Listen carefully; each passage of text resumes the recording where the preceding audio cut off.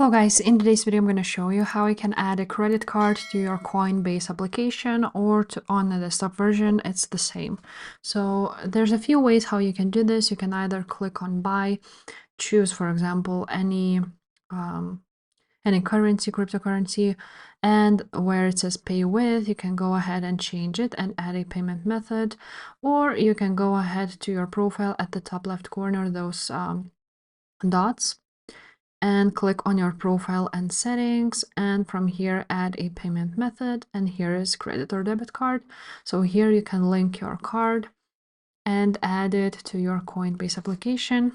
From here you will need to go ahead and enter your name on your card number, expiration date, CVC, and postal code, and like so you can go ahead and add it. And after this you will use your card to pay, or for example deposit fiat or buy crypto with it.